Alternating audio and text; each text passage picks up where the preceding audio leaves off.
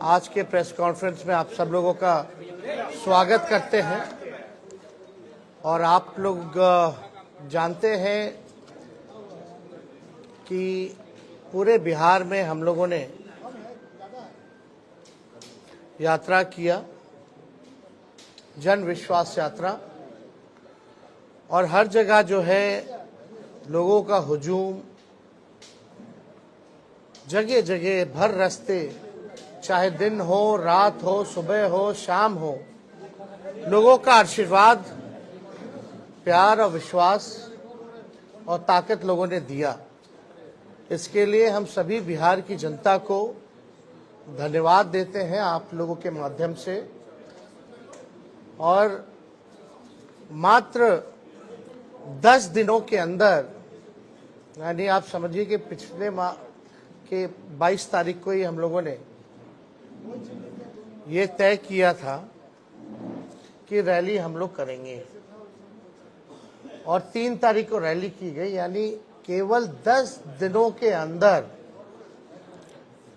जन विश्वास महारैली हम लोगों ने किया। और रैली के दिन खराब मौसम के बावजूद भी लाखों लाख के तादाद में लोग जुटे। एक ऐतिहासिक और एक सफल रैली का आयोजन किया गया। और आने वाले 2024 के चुनाव को देखते हुए बिहार की धरती ने एक ऐतिहासिक रैली के माध्यम से पूरे देश में संदेश दिया कि हमारा जो गठबंधन है, महागठबंधन, इंडिया गठबंधन, ये मजबूत है और आने वाले समय में बिहार से हम सब लोग चौंकाने वाला रिजल्ट देंगे। लोगों का जिस हिसाब से उत्साह था, एक एनर्जी थी, एक वाइब्रेंट रैली आप कह सकते हैं था। बारिश हो रहा था लेकिन सुबह से लोग डटे हुए थे। शाम में 4 बजे रैली खत्म हुई, कोई जो है मैदान से हिला नहीं। जितना मैदान में लोग थे उससे ज्यादा सड़क पे लोग थे। तो एक ऐतिहासिक रैली हुआ।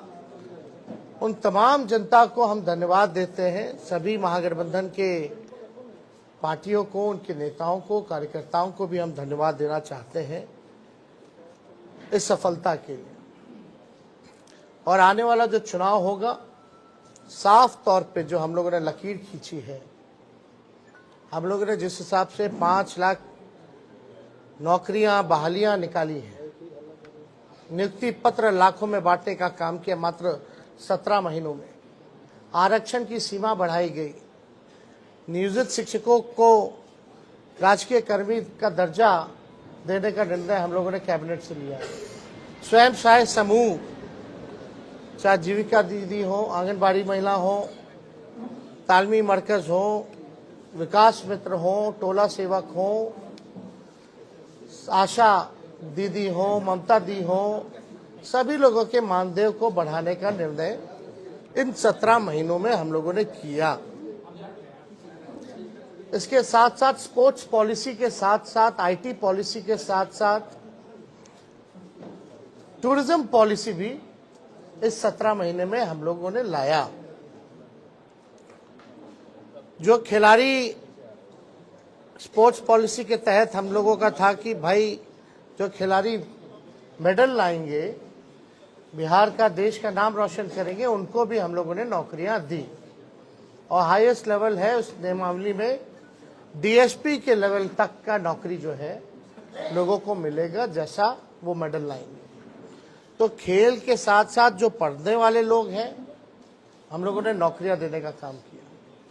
हम लोगों ने 17 महीने में लोगों के हाथ में कलम दिया। और वहीं बीजेपी के लोग केवल नफरत बांटने का काम कर रहे हैं, तलवार बांटने का काम कर रहे हैं। अभी भी बड़ा सवाल उठता है कि भाई कैबिनेट का विस्तार क्यों नहीं हो रहा, आखिर क्या वजह है। इतने महीने 1.5 महीना होने जा रहा है और अब तक जो है विस्तार नहीं हुआ, ना ही कोई होने की कोई सूचना किसी को है।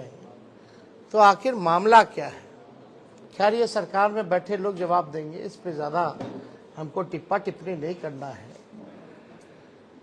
लेकिन सवाल उठता है कि ये सरकार बनी है केवल हम लोगों को गाली देने के लिए। कोई भी एक निर्णय जो है ये सरकार ले नहीं पा रही। जिस हिसाब से हम लोगों ने 17 महीने में निर्णय लिया, ऐतिहासिक निर्णय लिया, जाति आधारित गणना कराया, आरक्षण के सीमाएं जिस हिसाब से बढ़ाई, नौकरियों की बात करते थे, देर रात बजे जाकर के अस्पताल में हम लोग छापा मारते थे, तो कहीं भी जो मौजूदा सरकार में लोग जो बैठे हैं उनका इंटरेस्ट जो है केवल लालू जी और उनके परिवार को गाली देने में ही है। 1-1.5 महीना से कोई काम नहीं हो रहा, और जो बजट भी आया वो बजट में हम ही मंत्री लोगों का साइन था। जो केवल भाजपा के वित्त मंत्री जो हैं वो पढ़े, वो हम ही लोगों का काम का गुणगान जो है वो लोग कर रहे थे। ये बजट में देखे तो कैबिनेट में सबसे ज्यादा मंत्री राष्ट्रीय जनता दल के कोटे के थे, कांग्रेस के थे, तो हम ही मंत्रियों का साइन जो हम ही लोगों ने भेजा।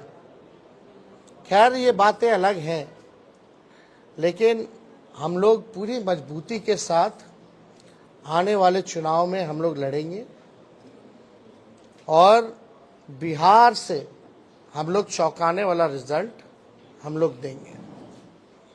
तो इसीलिए आप सब लोगों को हम आज बुलाएं ताकि आपके माध्यम से हम लोग बिहार की जनता को धन्यवाद दें। चाहे कोई वर्ग के हो, कोई जाति के हो, कोई धर्म के हो, सभी लोगों का पार्टिसिपेशन इस रैली में रहा। तो इसलिए आप सब लोगों को भी यहाँ धन्यवाद देते हैं। और कोई सवाल होगा तो आप लोग बेशक पूछ सकते हैं। और भाजपा वाले तलवार बांटने का काम करते हैं, लेकिन इंडिया ब्लॉक के एक नेता है ए राजा, उन्होंने कहा है कि भारत एक देश नहीं है, और अगर ये एक देश है तो एक भाषा और एक परंपरा ये होनी चाहिए। और उन्होंने आगे बढ़ने के बाद ये भी कहा कि रामायण में वो भरोसा नहीं रखते हैं और राम सही नहीं है। ये उनका व्यक्तिगत बयान है, ये हम लोगों का नहीं।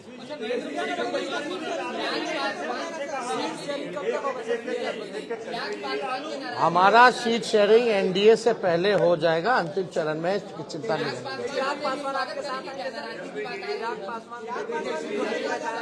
ठीक है, इसमें हमको क्या कहना, हमको तो कहीं जाना है नहीं, हम तो जहाँ हैं वही हैं। जिनको आना होगा वो ना बताएंगे, वो तब की बात है, तब की बात। ब्रिजभूषण शरण सिंह ने कहा है कि मैं एक मोदी का परिवार हूं। ब्रिजभूषण शरण सिंह जितने महिलाओं का शोषण का आरोप है, उन्होंने भी कहा कि मैं भी मोदी का परिवार हूं। अब देखिए, अब इस पे ज्यादा कुछ तो हम नहीं कहेंगे, लेकिन हम इतना जरूर कहेंगे, 80 करोड़ गरीबी से करते हैं हाहाकार, 100 करोड़ बेरोजगार, 120 करोड़ महंगाई से लाचार, दुखी सब परिवार, फिर भी कहते हैं उनका परिवार। दोबारा हम पढ़ देते हैं, 80 करोड़ गरीबी से करते हाहाकार, 100 करोड़ बेरोजगार, 120 करोड़ महंगाई से लाचार, दुखी सब परिवार, फिर भी कहते हैं उनका परिवार।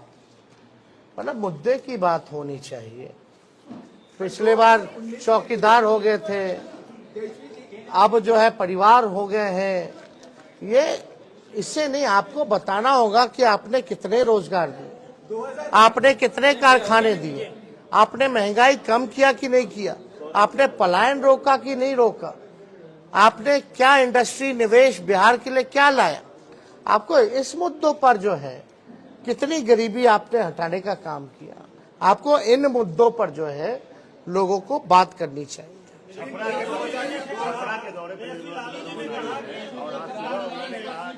लालू जी ने जो बयान दिया था परिवार को लेकर के, मोदी पर जो सवाल खड़ा किया था, ये ओछा बयान है, इस तरह के बयानों को नहीं देने चाहिए। इसमें तो सारा बात आ ही गया है, इसमें क्या कहना। निर्मला सीतारमण छपरा का कुछ उससे कोई फर्क नहीं पड़ता हूँ क्या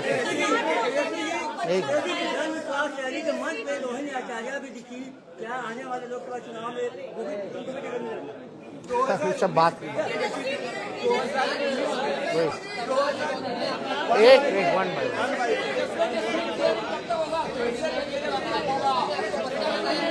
एक कोई समझ में नहीं आ रहा कौन क्या बोल रहा। हम तो बोले भाई बातचीत चल रही है, एनडीए से पहले हम लोगों का हो जाएगा, लेकिन आप देखिएगा जो लिस्ट भाजपा का निकला, बिहार का तो किसी का नहीं निकला। तेजस्वी जी कल सुप्रीम कोर्ट कहाँ बीजेपी में बिहार में एकों को टिकट बांटा, जरा नामों बताइएगा। सुप्रीम कोर्ट ने एक फैसला दिया है। उन्होंने एक बयान दिया जिसमें आपको क्या है, बच्चे हैं तेजस्वी यादव। अब इसमें क्या कहें, मेरी खुद की बेटी है, हम पिता भी तो हैं, अब इस पे क्या बोलना। 2019 में चौकीदार चोर है के बाद एक कैंपेन शुरू हुआ, मैं भी चौकीदार।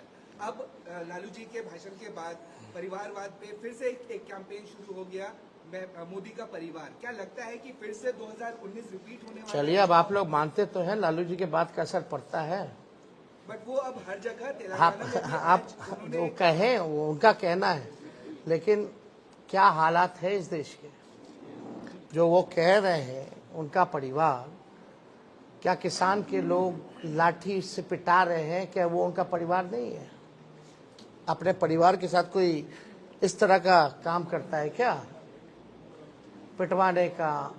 मिलने का समय नहीं है किसानों से, क्यों नहीं मिल रहे भाई? क्या किसान खाली कहने के लिए परिवार है? कथनी अकड़नी में तो अंतर है। जनसभा में लाखों की भीड़ हुई, लेकिन भाजपा कह रही है भीड़ से कुछ नहीं होगा, वोट चाहिए चुनाव के लिए। वोट आप लोगों के पास नहीं है, ये बात काहेला हम लोग सबसे बड़ा पार्टी बन के आए, प्री पोल में सबसे बड़ा अलायंस बन करके आए। वो तो बेमानी नहीं होता, चंडीगढ़ जैसे तो सरकार बना लिए थे हम लोग तो 20 में।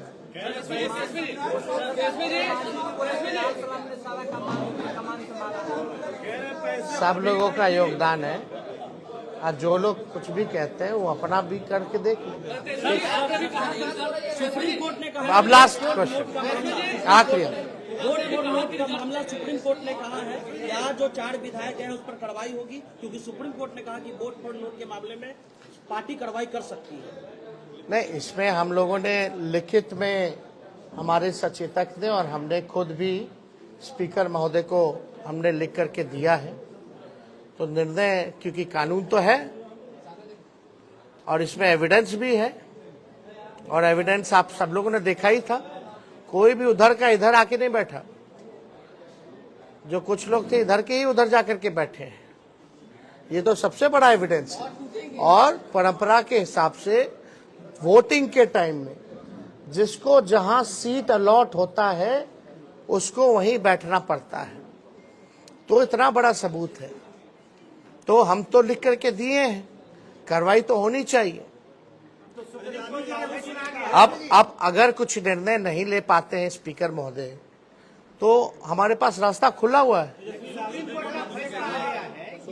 अब खुद कह दिया तो स्पेसिफिकली हम लोग जा करके फिर लाएंगे।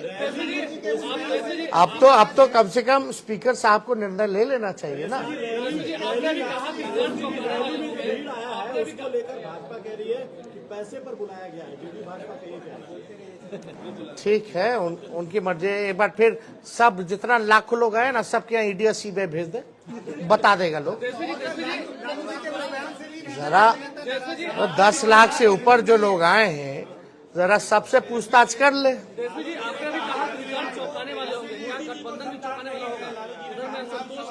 अभी आप हिंदू नहीं है, लालू जी ने ये कहा, तो उस पर भी नाराज है बीजेपी के नेता।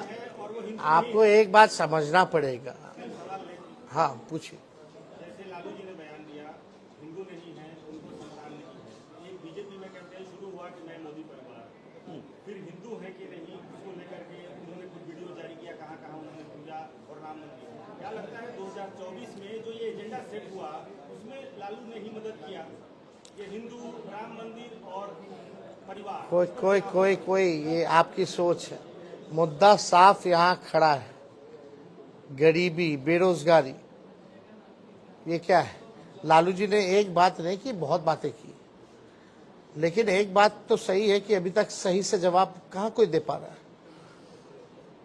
इस पे हम ज़्यादा टिप्पा टिप्पणी नहीं करना चाहते हैं। हम लोग भी सब परंपरा को मानने वाले लोग हैं, हम लोग भी हिंदू हैं, हम लोग भी पूजा पाठ करते हैं, हमारे घर में भी मंदिर है, सुबह शाम वहाँ आरती होती है। तो इस तरह कोई बात धार्मिक को लेकर के एजेंडा नहीं हो सकती। लेकिन हाँ, अगर हमारे भी घर में कोई किसी की मृत्यु होती है तो हम लोग बाल मुड़वाते हैं, हम लोग दाढ़ी छिलवाते हैं, हम लोग अपनी बेटी का मुंडन हम करा के आए, तो हम लोग तो फॉलो करते हैं ना। लालू जी ने तो बस यही पूछा, तुम इतना प्रचार करता है, नफरत फैलाते हैं, उकसाते हैं लोगों को, धार्मिक भेदभाव आप कराते हैं, आपस में राम और रहीम के बंदों को लड़ाते हो, तो आप क्यों नहीं मुड़वाएं? इतना बड़ा आप अगर बात करते हैं तो आप क्यों नहीं मुड़वाएं? यही तो बात थी। बहुत बहुत धन्यवाद।